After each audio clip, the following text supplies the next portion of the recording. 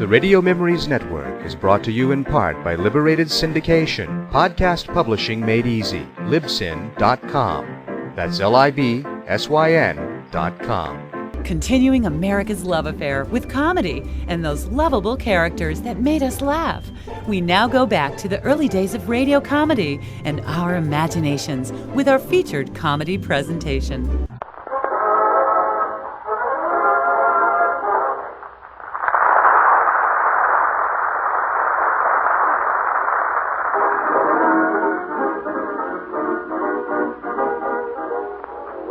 As though Lady Luck had lifted her veil to Fibber at last. A messenger has just come from the Ladies' Aid Society with a package.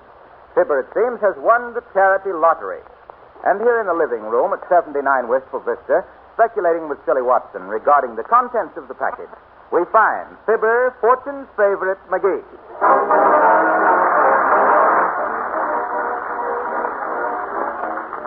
Now, what do you suppose this is, Phil? I don't know, Princess. Hey, I wonder if it could be the ignition keys to a new automobile. Look out the window, Phil, and see if there's a new car parked out there. No, it's just a milk wagon and a garbage truck. Well, I hope I won the garbage truck. Got to get up too early to drive a milk wagon. Oh, well, I suppose I'd better open it up and see what I won. Well, can you, of all, a box of marshmallows. Marshmallows? Yeah. Sure, marshmallows. You know, gumdrops with anemia. Yeah. Of all the... Well, what good are these things, Phil? You can roast them, Princess. Where? Well, in the oven, maybe.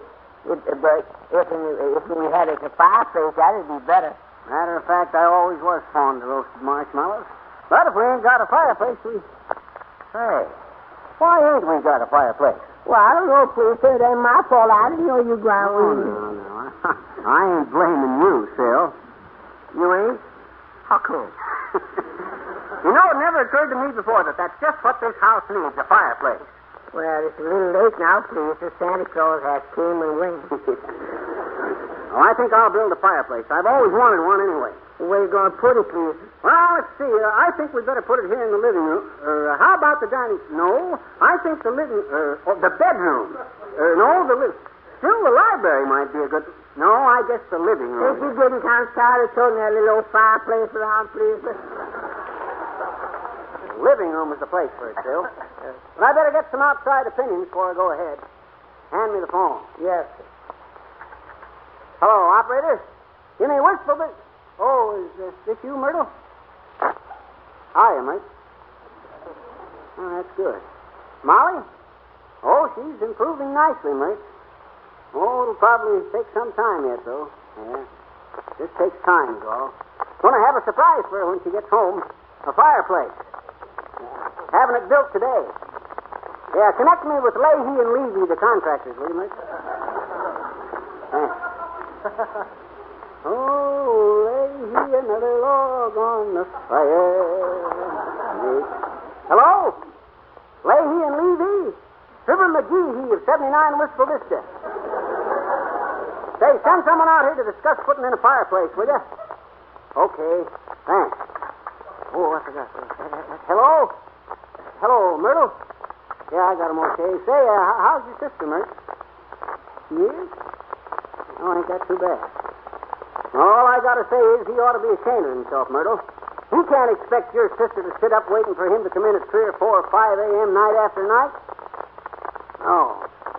I always knew he was a chaser anyway.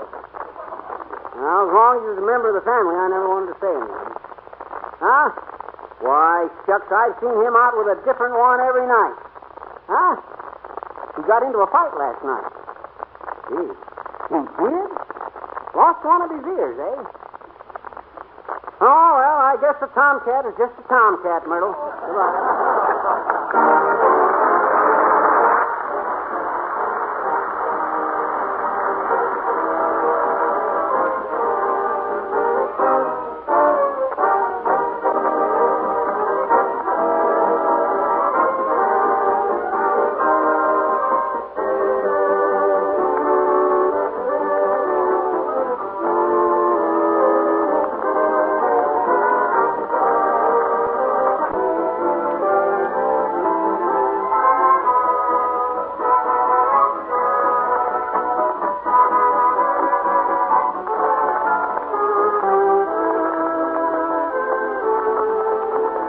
McGee, yeah, and some other men. Okay, show them up, Phil. Just bring them in. I'll show them up. Yeah. Show them up. All right, now, boys, which one of you fellas is the contractor? I'm the contractor, McGee. Oh, fine. Well, go right to work, Bud. Tear out a hole in that wall there. Sorry, can't start tearing down the walls when the plaster is taken off. Have to have a regular plasterer for that.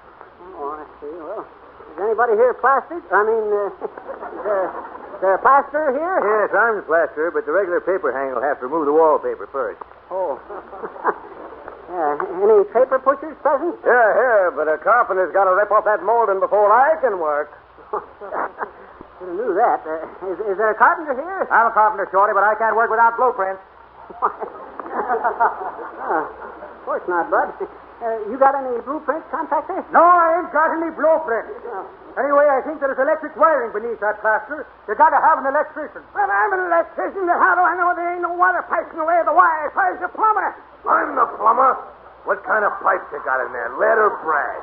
I don't know. I suppose if they ain't platinum, you won't play. No, I'm just a brass pipe plumber. You see, boys? That's the trouble. Now, wait a minute, boys. After all, I only want a little hole in the wall here for a fireplace. Can't you boys go along with me on this thing? Miss McGee, please, could I make a suggestion? Go ahead, Phil. Well, most plasters got hair in it, so maybe you got to have a barber up here. Wouldn't be a bit surprised. There always one thought. Wait a minute here. We've come to a decision, McGee. Oh, that's swell, boys. What's the decision? Well, you've been very nice about this thing, and the boys think you ought to get a break. That's right. We think that with spring coming on and all, it's going to get too warm for a fireplace anyway. If you had a fireplace, you'd stay in the house. And we think a pasty-faced little guy like you needs the fresh air and exercise. 3 cheers for McGee, boys. Hooray! Hooray! Hear that, Phil? You can give me a third off on the cheers. You sure looks like we ain't getting no place awful fast, please. Dad's at it. I'll build a fireplace myself then. If I want a fireplace and by the 17 sweet sisters of Susie Schwartz, I'm going to have a fireplace. Come in. Oh, hi, sis. What can I do for you? You all the man that came in to build the fireplace, mister? That's me, sis. Well, is my pappy here? He's one of the plumbers, and I fixed him his lunch bucket. Well, he just left, sis, but I'll take the bucket and give it to him when he gets back. If he can. Hey, this is an awful light lunch bucket. Oh, sure it is, mister. Ain't nothing in it. Well, what's the idea of bringing your old man an empty lunch bucket? He's on a diet. He's on a diet. Of all the dumb fucks well, it never rains but it pours. And it never rains, but the pores of your floors and furniture are protected by Johnson's wax from dampness, dust. Harpo, sure. Hello, Fibber. Go home, Harpo. I got to lay some bricks. Well, that'll be a change from the usual eggs. Someday that guy's going to irritate me once too often, and I won't answer for what happened.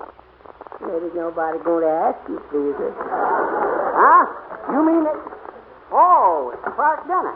Hi, building the fireplace, Clark. A fireplace? Yeah. Then I'm just in time. I've got a great song. I decided to build this fireplace myself. Hand me another brick. Yes, sir. Thanks. Oh, throw another log on the fire. Bring back all them memories of yours. I didn't think I'd bring them back so quick. Come in. Hello there, Johnny. Here you're building a fireplace. That's right, old-timer, but what's it to you? Me? What's it? I says, what's it to you? A fireplace. What's it to you? What was it you wanted? Hire fix for coal and wood. Hey, don't rush me now. I ain't got the fireplace done yet. Me? I says I ain't finished the fireplace yet. You did, eh? Well, that ain't the way I heard it, Johnny. The way I heard it, one feller says to the other feller, you heard about the president's new armament program? And the other feller says, no, what time's it on? I like this young fella. He's a talker. Now, hand me some more bricks, Phil. Yes. Thanks. How high you going to build a little old chimney, Mr. McGee? Ain't going to have no chimney. What? The reason I'm putting the fireplace against this back wall is so I can run it into the clothes chute. The clothes chute will give me all the draft I need. Well, yes, but ain't the clothes going to get awful sooty, please? What if they do? If it wasn't soiled, they wouldn't be in the clothes chute. Hand me another brick. Yeah. And say, did you go down to the hardware store and get that grate? Yes, sir. Yes, sir. Okay. You know it'll be your job every morning to fill the grate. And it's Johnson's job to fill the great need of house need. Your hand. How are you? I'm not tying. Not tying what? Not tying this program up any longer with your dribble. Oh, all right. Here I am trying to do my daily good turn. Good old Harpo. He's like a borrowed umbrella, always coming back when you don't need him. Dad, rather never will get this fireplace. Come in. Oh, it's a hello. Hello there, China boy. What you want? You come by this place here. Oh, to me catching my census for mayor of Chinatown, yes. To see how many people like chop suey. Getting smart, eh? Taking a census to see how many people like Chinese food, eh? Oh, yes. You catch on it quick, a big slut. What kind of Chinese food do you like best? Oh, I like chop suey, chow mein, egg foo young, and stuff like that there. What kind of Chinese food does the Chinese like best, John? Well, no kind of speaker for all the China boy, only me, you see. Oh, yeah, to me like them, to pig the feet and sauerkraut. Say, I got a complaint to make with you, John. Oh, yeah? What's the matter with you? Well, the last time I ate in your restaurant, I asked for some bird's nest soup. And it was all full of little pieces of wood and metal. Oh, sure. You're good to customer, you see. Yeah. Oh, yeah, to make a bird's nest soup special for you. Oh. Oh, yeah, to learn how the bird's nest so grind up a cuckoo clock. Goodbye now.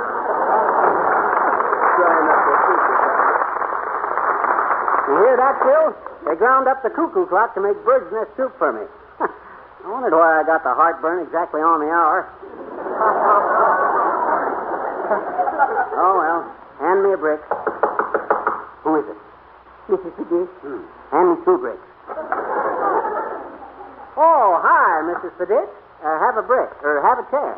No, thank you. Miss McGee, I just heard you were building a fireplace, and I just wanted to ask you to be sure and build it so there wouldn't be too much smoke. You know, we hang our clothes right close to your yard, and sometimes smoke from the fireplace is simply terrible, and I thought that... Now, don't worry about that one bit, Mrs. Fiddick. I've been building fireplaces for I don't know how long. How long I've been building fireplaces, Phil? Ever since this morning, please. Yes, ever since this... No, it's been longer than that.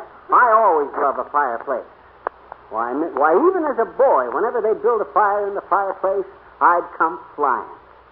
Firefly McGee, I was known as in them days. No, Mr. McGee. Yes, Mrs. Fiddick. Firefly McGee, the finest, fastest flame bringer of Philadelphia, with a flair for fixing flaws and faulty flues, fond of flipping a flock of fuel on a fading fire and fanning it to a fierce flame, fetching 40 foot of fresh fur to pit the fireplace, and satisfying and fame and fortune is the fellow who'd fiddle with fire for fun, fad, and fancy from Fidget Philly to far-flung Phoenix.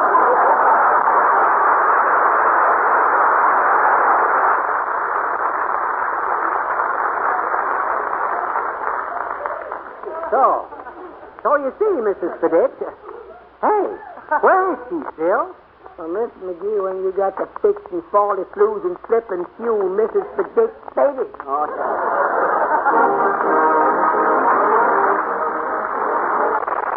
Tend to housewives whose floors are dingy and dull. Excuse me a minute, Harpo. Can't you see I'm making an announcement? Talk to me later, Fibber. Dull, dingy floors can be made just like you again. Pardon me, Mr. Wilcox, but you ain't going at this thing right. What do you mean? That kind of stuff don't get no attention no more. This is the age of swing. Get hot. Get away from that old cozy stuff. Oh, you mean I ought to do this with poetry? Why not? Well, why not? My friends, you're familiar with Omar Khayyam, probably even more than I am. So listen to this, the Johnson version of Nomar, the perfectly polished Persian. A book of verses underneath the bough, a loaf of bread, a Glo-Coat can, and thou beside me in our little kitchen, Toots. Why worry now about the milkman's muddy boots? That what you meant, Fibber? Thought I couldn't do it, eh? Now, you done it all right, Harpo, but listen to this. A lovely young housewife, Camille, heard Harpo give out with his spear. To denote her vote for Glow Coat, she wrote this note, which says, quote, "It's ideal. Fibber, you win.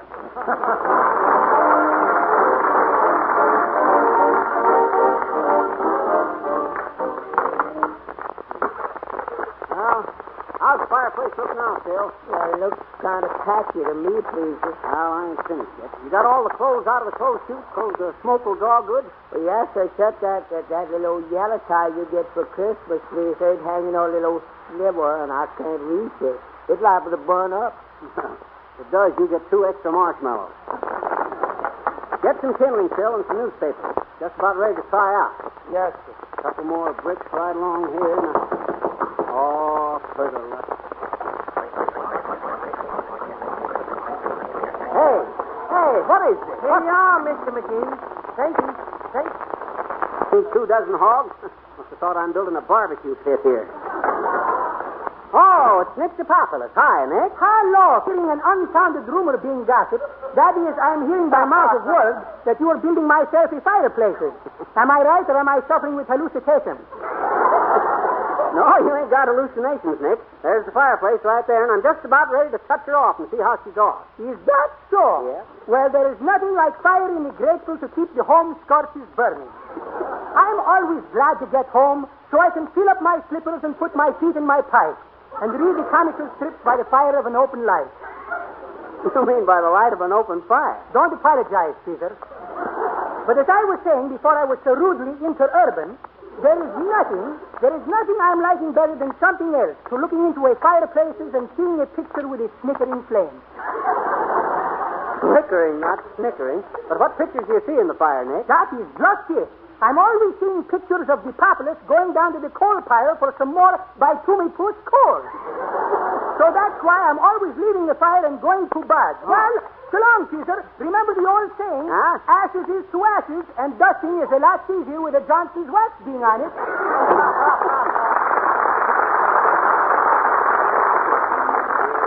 Here the matches, please, sir, and a couple of newspapers. Oh, yeah. Yes. Hand me some of them little sticks, Phil. Yes. That's it.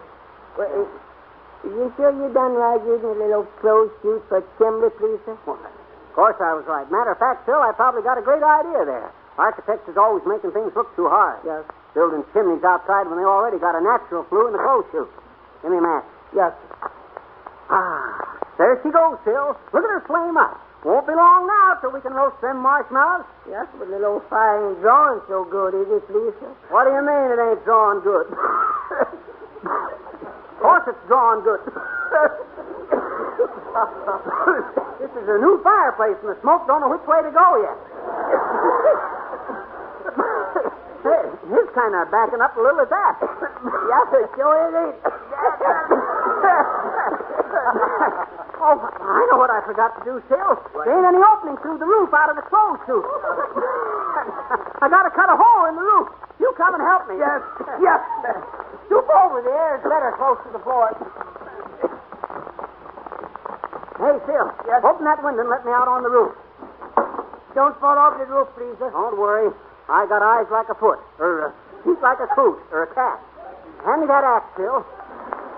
Hey, look, Phil. The roof's on fire. It's burning. Yes, sir, there's a lot of people down there looking up at you, please, sir.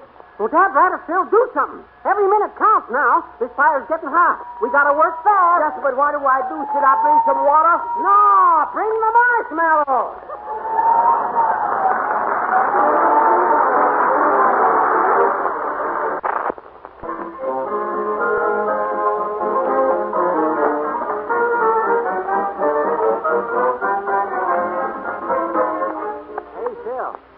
I tell you what the fireman says to me after he got the fire out. You mean when he was hollering at you so loud like, please, sir? Huh? Yeah, that's the time. Anyway, he walks up to me and says, "You, Mr. McGee?" he says. And I says, "Why, yes," I says. "I am," I says. "Why?" And he says, "So you're the genius that uses the clothes chute for a flue," he says. And I says, "Yes," I says. Kind of modest. Pretty clever, wasn't it? And he says, "Clever? Why, you little..." Are we still on the air, Phil? Yes, sir. I'll tell you the rest later. Good night, folks.